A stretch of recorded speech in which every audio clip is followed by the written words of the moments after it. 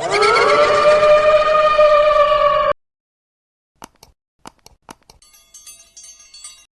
Guys, आपका प्राची कहानी hall में स्वागत है। और आज ये नाली बहुत ही इंटरेस्टेड, सॉरी गाइज़ मेरी बहुत लेट वीडियो आ रही है। भूतिया घर की सच्ची कहानी। यह 1992 की घटना है। हमारे पड़ोस में एक किराएदार रहता था।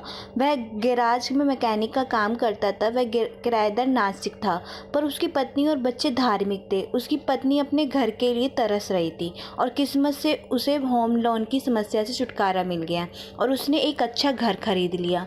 अब यहीं से कहानी शुरू होती है। किराएदार ने अपने नास्तिक होने के कारण ना ही कोई पूजा पाठ करवाया और ना ही कोई अनुशासन। ऐसे ही उन लोगों ने अपने नए घर में शिफ्ट हो गए।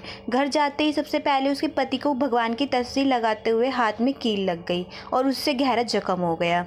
करीब 7 टांके भी आए। घर में शिफ्ट होने के बाद वो आदमी कुछ दिनों के लिए बाहर चला गया। जब वह वापस आया तो उसके साथ अजीबोगरीब चीज़ें होने लगी। रात को कभी कभी ऐसा लगता था कि उसको उधर से गुजर रहा है और सीढ़ियाँ चढ़ रहा है, और कभी कभी ऐसा लगता था कि उनके बिस्तर पर उनके बगल में कोई सोया हुआ है। पर जब वह अपनी आंखें खोलकर देखते थे तो वहाँ कोई नहीं होता था।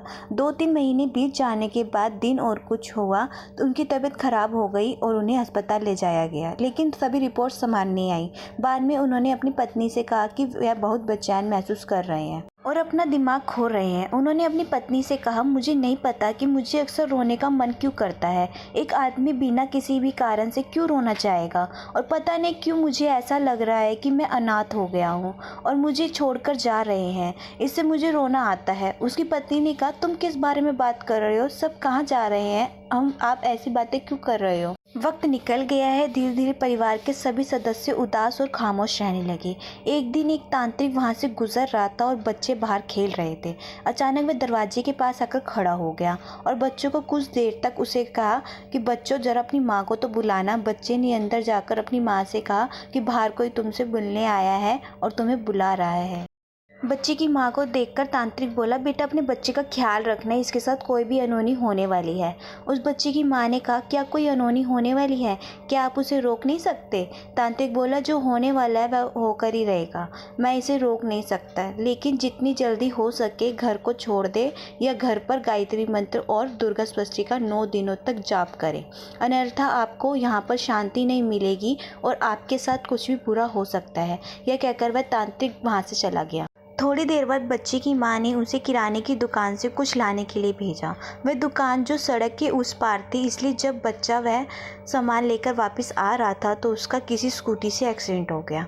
उस बच्चे की किस्मत अच्छी थी कि वह उसको सिर्फ 7 ही टांके आए थे। जब से वह तांत्रिक कहकर गया था तब से सारे घर में डर सा फैल गया था। जब भी उसकी पत्नी घर में पूजा पाठ का नाम लेती तो उसका पति उसके लिए मना कर देता था।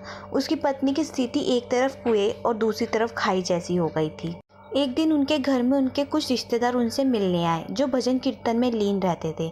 जब वो लोग वापस जाने लगे तो वो बोले कि तुम जल्दी से यह घर छोड़ दो, नहीं तो कुछ भी हो सकता है, हमें यह अच्छा नहीं लग रहा है। फिर कई लोगों ने सलाह मशवरा करने के बाद वह उस घर को छोड़कर चले गए। फिर कुछ महीने बाद उसकी पत्नी एक जवान लड़की से बात कर रही थी और बातचीत उस घर के बारे में हुई, और तब उस महिला ने कहा कि यहाँ एक लड़की छत से गिर गई थी और उसकी वहीं मौत हो गई थी। जब वहाँ एक और भी परिवार रहने आया था तो एक दिन शॉर्ट सर्किट से घर में आग लग गई और वहाँ घर में रहने वाले 7 लोगों की एक ही साथ मौत हो गई। यह घटना उस घर की महिला के विवाह के समय की है। इस घटना में 7 नंबर का रहस्य क्या था वो समझ में नहीं आया, लेकिन इस घटना में एक बात सच है कि बिना मुहूर्त या पूजा पाठ के महत्वपूर्ण कार्य नहीं करना चाहिए। चाचा के हाथ में 7 टांके लगे, बच्चे के हाथ से में 7 टांके लगे और 7 लोगों की एक ही साथ मौत। इस 7 नंबर का रहस्य कभी भी नहीं सुलझ पाया।